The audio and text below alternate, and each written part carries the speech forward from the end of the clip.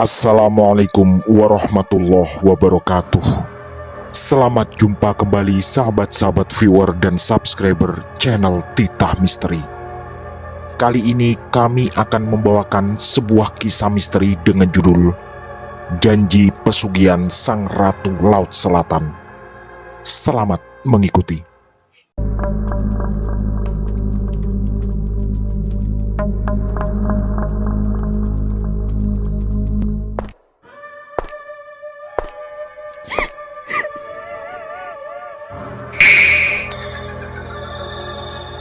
Jangan pernah mengikuti kisah ini sendirian. Trenggalek 1996. Ternyata sosok Ratu Laut Selatan atau Nyi Roro Kidul benar-benar ada. Atau minimal makhluk halus yang selama ini dipercaya sebagai wanita cantik yang bersemayam di Laut Selatan Jawa. Itulah yang dipercaya Jarno karena pengalaman menakutkan yang benar-benar di luar akal sehatnya. Kehidupan setelah menikah ternyata tak semudah yang dia bayangkan. Karena pekerjaan makin terbatas di kampung, dia pun akhirnya nekat ikut Mukti kerja ke Surabaya. Itu pun hanya sebagai kuli bangunan yang ketika itu ada pekerjaan membangun sebuah pusat perbelanjaan. Mukti adalah tetangga sekaligus teman masa kecilnya di kampung. Seperti juga Jarno, Mukti harus meninggalkan kampung demi memenuhi kebutuhan keluarganya. Jarno dan Mukti punya banyak kemiripan. Sejak kecil sampai SMP, mereka satu kelas karena memang seumuran. Pernikahan mereka berdua pun hanya berjarak 2 bulan. Dan saat ini, mereka sama-sama punya satu anak perempuan yang lagi-lagi seumuran. Mereka ketika itu juga sama-sama tak lanjut ke SMA karena alasan biaya. Anak Jarno adalah Wulan, berumur 3 tahun. Sedangkan anak Mukti bernama Lili, yang juga hampir 3 tahun usianya. Hidup di Surabaya ternyata tidak mudah. Walau hanya butuh 5-6 jam untuk bisa pulang kampung, tapi Jarno tak bisa terlalu sering pulang. Selain harus bekerja tiap hari, penghasilannya pun tak seberapa sebagai kuli. Untuk bisa izin pulang 2 minggu sekali saja, dia harus merayu-rayu sang mandor. Dan itu pun tak boleh terlalu lama di kampung. Hal paling berat yang dirasakan Jarno adalah kerinduan pada Wulan anaknya. Ketika sang putri kesayangan sedang lucu-lucunya, Jarno harus bekerja jauh demi bisa membeli susu dan mainan. Tak jarang, Jarno harus menangis ketika teringat celoteh-celoteh dan tingkah lucu Wulan. Terkadang Jarno merenung, kenapa harus dilahirkan sebagai anak orang miskin? Tapi dia lalu sadar, takdir adalah jalan terbaik dan pasti ada hikmah di balik ini semua. Dia juga percaya perjuangannya sebagai ayah akan membuahkan hasil kebahagiaan suatu saat nanti, yang entah itu kapan. Suatu malam, di tempat kos sederhana yang tak jauh dari proyek, Jarno mengadukan keluh kesahnya pada Mukti, yang juga sama-sama kuli bangunan. Mukti ternyata mengalami hal yang sama, yaitu kerinduan pada putri kecilnya. Jarno memang sudah menduga, hanya saja selama ini Mukti terlihat lebih kuat dan tak sesering Jarno merenung. Sampai akhirnya, di tengah-tengah obrolan, Mukti menyampaikan sesuatu yang mengejutkan.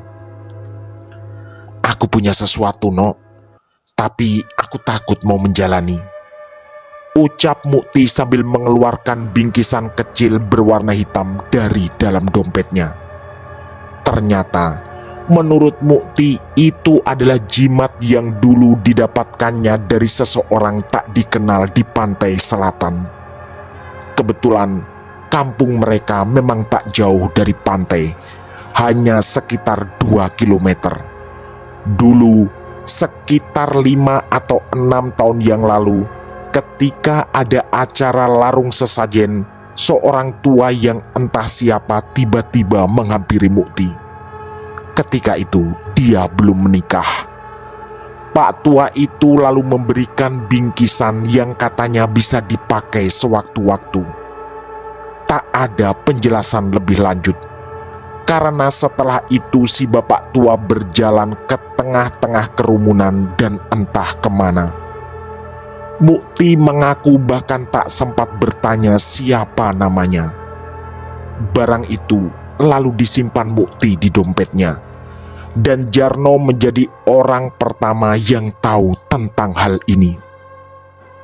"Ini apa?" tanya Jarno pada sahabatnya itu. "Jujur, aku juga gak paham dan belum pernah make. Tapi karena dapatnya pas larung sesajen di pantai, kayaknya ada hubungannya dengan ratu," ucap Mukti menduga-duga. Mukti juga mengaku tak butuh barang itu. Selain takut, dia juga tak paham gunanya. Hanya saja, untuk menghargai Pak Tua yang memberi, Mukti selalu menyimpannya di dalam dompet. "Ambil aja, siapa tahu ini berguna," kata Mukti pada Jarno. Malam itu juga, Jarno mengutarakan niatnya, yaitu ingin berhenti bekerja dan segera pulang kampung. Setelah 2 bulan di Surabaya, Jarno mengaku tak tahan lagi sering terpisah dari Wulan. Keesokan paginya, dengan ditemani Mukti, Jarno menghadap sang mandor dan mengatakan ingin berhenti bekerja. Singkat cerita, Jarno pun pulang ke Trenggalek. Sutinah istrinya tak terkejut lagi karena sudah lama Jarno mengeluh kangen pada Wulan. Hanya saja, Jarno minta sang istri bersabar, karena pekerjaan di kampung tentu tidaklah pasti ada setiap hari. Itu pun juga hanya pekerjaan serabutan seperti kuli dan semacamnya. Malam harinya, Jarno pamit keluar.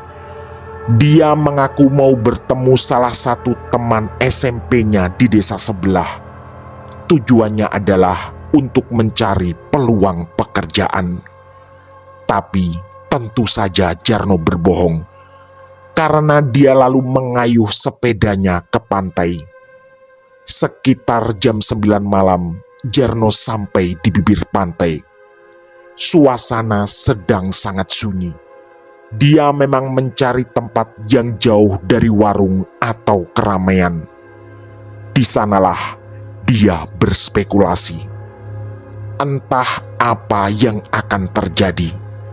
Yang jelas, dia ingin bermeditasi sambil memegang jimat kecil pemberian Mukti. Di atas pasir, Jarno duduk bersila. Tepat di hadapannya terbentang laut selatan dengan segala cerita mistisnya. Dia percaya, jika dia bermeditasi, pasti akan ada yang datang, entah itu siapa. Setelah beberapa menit memejamkan mata sambil bersila, Jarno menangkap suara gemuruh dari kejauhan.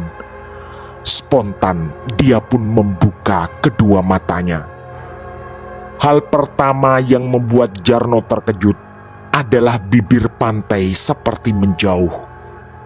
Bulan yang menjelang purnama membuat suasana sedikit agak terang.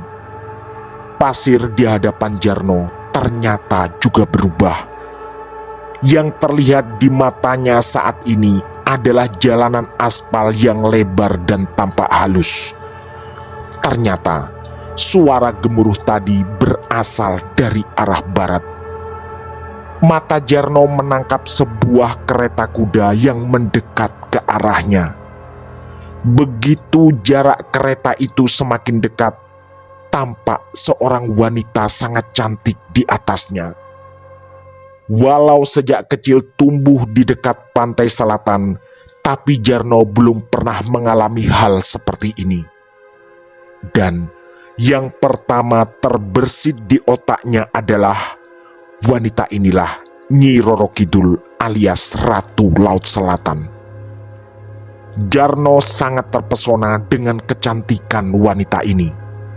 Tapi ada yang menakutkan. Di kanan dan kirinya ada pengawal bertubuh kekar yang kepalanya berbentuk ular. Selain itu, lidah ular-ular itu terus menjulur-julur keluar.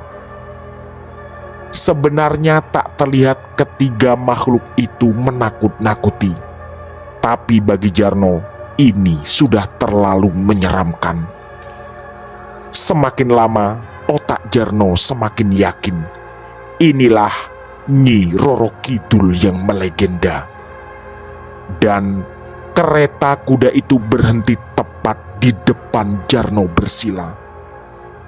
Dengan anggun, wanita cantik itu turun dari keretanya.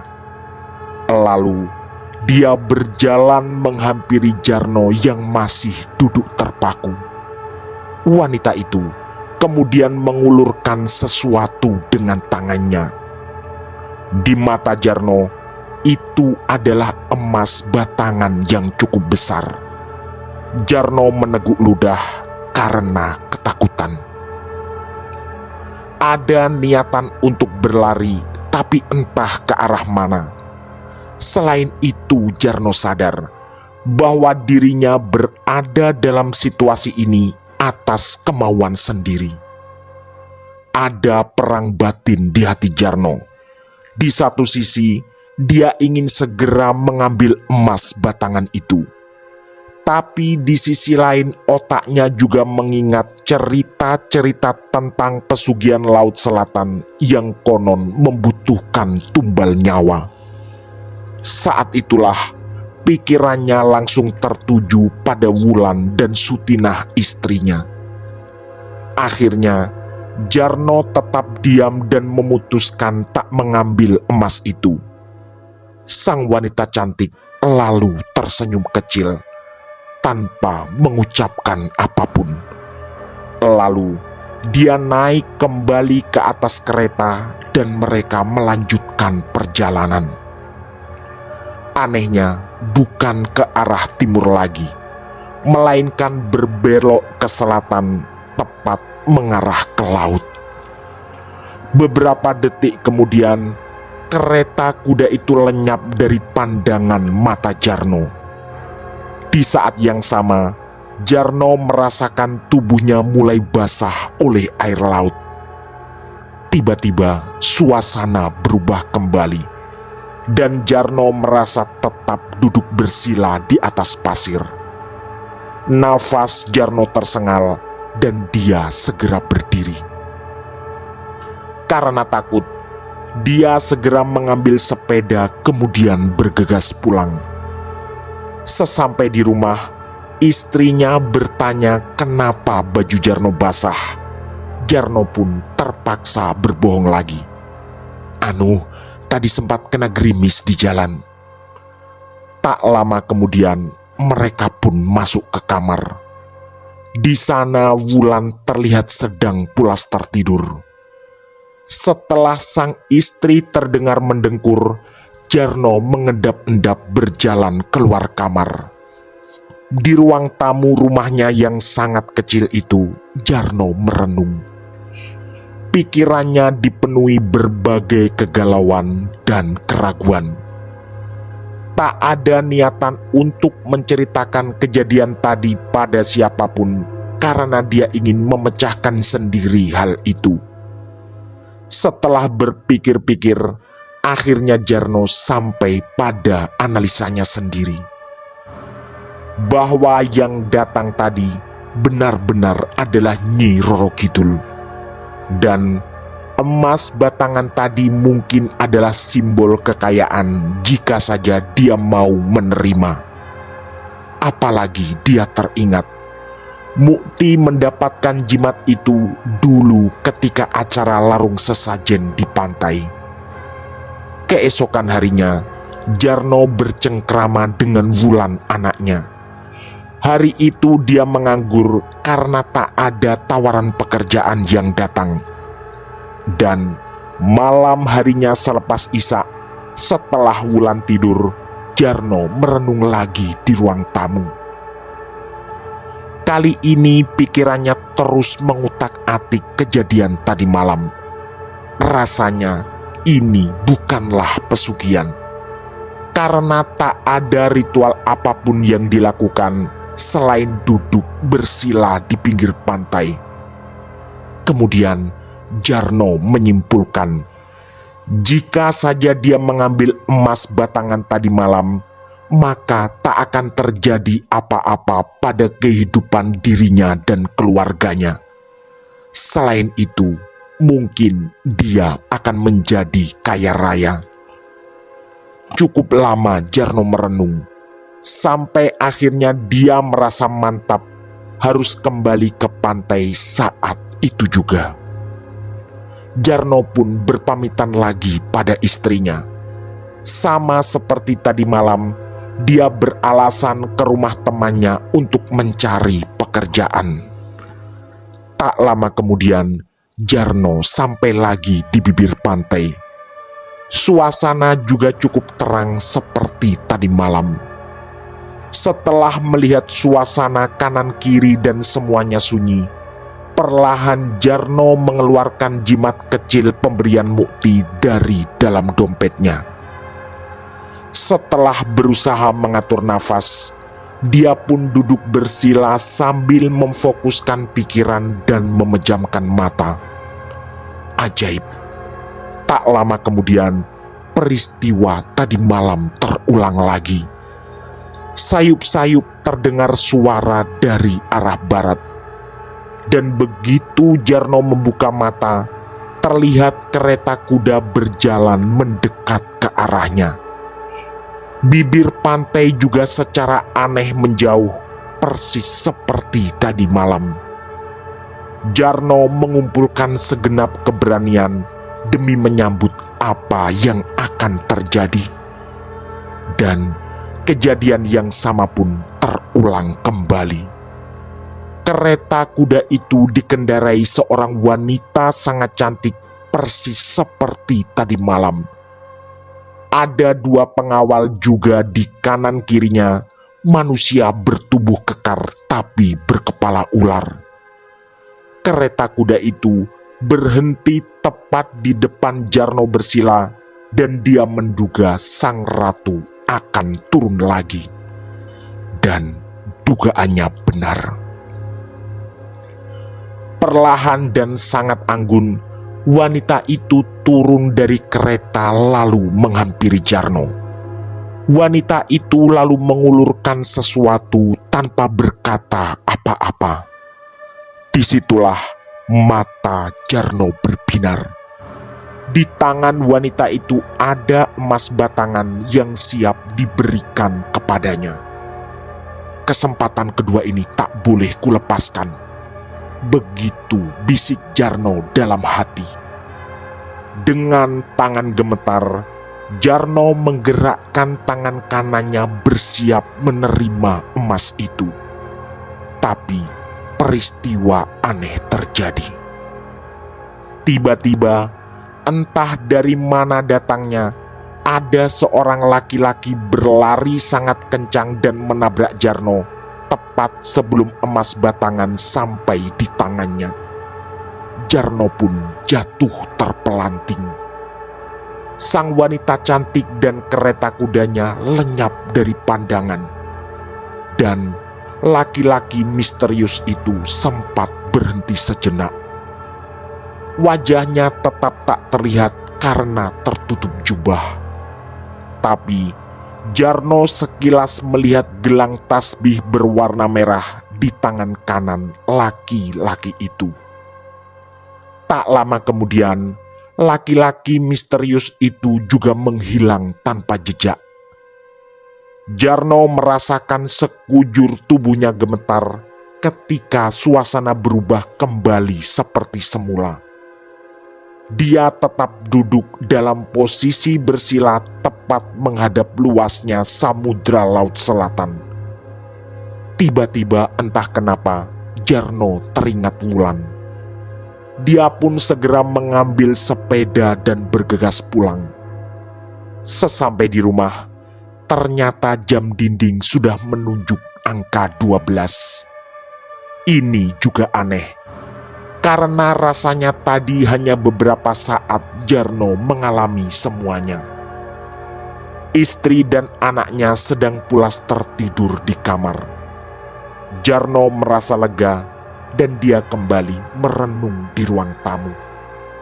Tapi ketenangan itu tidak berlangsung lama. Tiba-tiba terdengar suara Wulan berteriak. Jarno segera berlari ke kamar dan istrinya baru saja terbangun. Mata Wulan masih tertutup, tapi gadis kecil itu mengigau. Kalimatnya tak terlalu jelas, tapi Jarno bisa menangkap bahwa Wulan mengatakan ingin ke pantai ikut Bunda Ratu. Begitu diraba, ternyata kening Wulan sangat panas. Sontak Jarno pun ketakutan. Dia yakin semua ini saling berhubungan. Akhirnya malam itu juga dia datang ke rumah Pak Burhan. Dia adalah seorang petugas puskesmas yang juga cukup terkenal punya kemampuan gaib.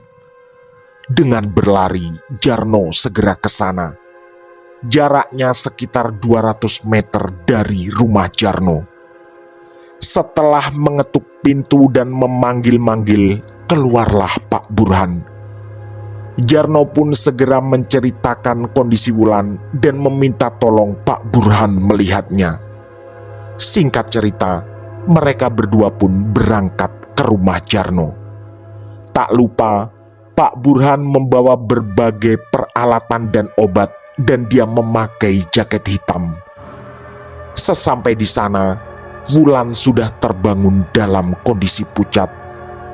Dia sempat menangis ketika Pak Burhan memeriksa keningnya. Setelah dibujuk-bujuk, akhirnya Wulan mau diberi sirup dan beberapa menit kemudian panasnya mulai turun. Tak lama setelahnya, Wulan tertidur kembali. Bapak dan Ibu Jarno kemudian datang. Pak Dullah, bapaknya Jarno, ternyata baru saja mengalami mimpi aneh. Katanya, dalam mimpi itu, Wulan dibawa oleh seorang wanita cantik dengan berkereta kuda. Untungnya, ada seorang laki-laki misterius yang menyelamatkan. Karena khawatir dengan kondisi Wulan, bapak dan ibunya Jarno berjalan kaki sekitar setengah kilometer dari rumahnya. Untungnya, sudah ditangani Pak Burhan dan Wulan bisa tidur lagi. Beliau berdua lalu minta tidur di kamar Wulan untuk menemani sang cucu. Pak Burhan kemudian memanggil Jarno ke ruang tamu. Kalau Wulan panas lagi, jangan lupa dikompres ya. Besok pagi minumkan lagi sirup yang tadi kalau suhu badannya naik. Kalau ada apa-apa, jangan sungkan-sungkan ke rumah. Begitu pesan Pak Burhan. Jarno pun mengangguk dengan sopan. Syukurnya Pak Burhan memang terkenal sangat baik dan siap membantu para tetangga jam berapapun. Saat itulah, dengan setengah berbisik, Jarno menceritakan semuanya. Bahwa dia mendapat jimat dari Mukti dan lalu dia 2 kali melakukan meditasi di bibir pantai. Jarno juga menceritakan kedatangan wanita cantik yang mungkin adalah Nyi Roro Kidul, yang memberikan emas batangan padanya, tapi untung ada laki-laki misterius yang menabraknya sehingga emas itu tak sampai ke tangan Jarno. Pak Burhan yang usianya sekitar 50 tahun itu lalu bercerita bahwa sebagai warga sekitar pantai selatan, cerita-cerita seperti itu memang kerap kali terdengar, dan biasanya itu adalah pesugihan. Kata Pak Burhan, jika orang yang ditemui menerima emas itu, biasanya dia akan menjadi kaya. Tapi akan ada korban keluarganya di kemudian hari. Jarno lalu menceritakan pula kondisi kehidupannya yang sedang kesulitan. Itulah kenapa dia sempat merantau ke Surabaya, tapi nekat pulang karena tak tahan terpisah dari Wulan. Untungnya, malam itu juga Pak Burhan punya solusi. Kebetulan, tadi siang Pak Minar pekerja sawahnya berhenti karena diajak tinggal di Bojonegoro oleh anaknya. Sehingga pekerjaan itu menjadi kosong. Mendengar hal itu, Jarno pun berbinar. Apalagi setelah Pak Burhan menawarkan Jarno untuk menggantikan posisi Pak Minar. Gini dek, namanya apa-apa yang instan itu gak baik. Sampean tahu sendiri kan, banyak tetangga kita dan orang-orang sini yang masih sangat percaya ke Nyi Roro Kidul. Sudahlah, sampean gak usah ikut-ikutan. Cari aja kerja yang halal, yang gak ada risikonya. Besok kalau Wulan sudah agak enak, sampean ke rumah ya. Lagi-lagi Jarno mengangguk sopan. Sungguh tak disangka dalam kondisi seperti ini, dia justru mendapat pekerjaan. Sekitar jam 1:30 dini hari, Pak Burhan pamit pulang. Jarno sempat bertanya biaya pengobatan, tapi Pak Burhan menolak. Sudah gak usah, wong cuma penurun panas kok. Jangan lupa pesan saya ya, kompres dan minumkan sirupnya. Jarno pun berkali-kali mengucapkan terima kasih. Pak Burhan lalu pamit pada istri Jarno dan juga kedua orang tuanya. Begitu sampai di depan pintu, Jarno menyalami Pak Burhan sambil berterima kasih lagi. Disitulah Jarno sangat terkejut. Ketika lengan jaket Pak Burhan sedikit terangkat, Jarno melihat gelang tasbih berwarna merah di tangan kanannya. Jarno sempat tersentak keheranan, tapi Pak Burhan langsung pulang. Keesokan harinya, kondisi Wulan sudah benar-benar sembuh. Dia juga tak mengalami panas badan lagi. Sore harinya, Jarno pergi ke rumah Pak Burhan setelah beliau pulang dinas dari puskesmas. Singkat cerita, Jarno pun bekerja mengolah sawah milik Pak Burhan. Walau penghasilannya juga tidak seberapa, tapi Jarno sangat bersyukur. Minimal, dia tak pusing masalah pekerjaan karena semua pengolahan sawah yang 2 hektar diserahkan kepadanya. Jarno berusaha bekerja sebaik mungkin demi menjaga kepercayaan Pak Burhan yang sudah begitu baik kepadanya. Waktu terus berjalan dan Jarno bisa dibilang menjadi orang kepercayaan Pak Burhan.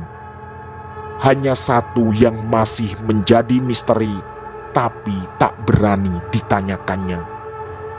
Apakah laki-laki bergelang tasbih merah yang menabraknya di pantai selatan adalah Pak Burhan?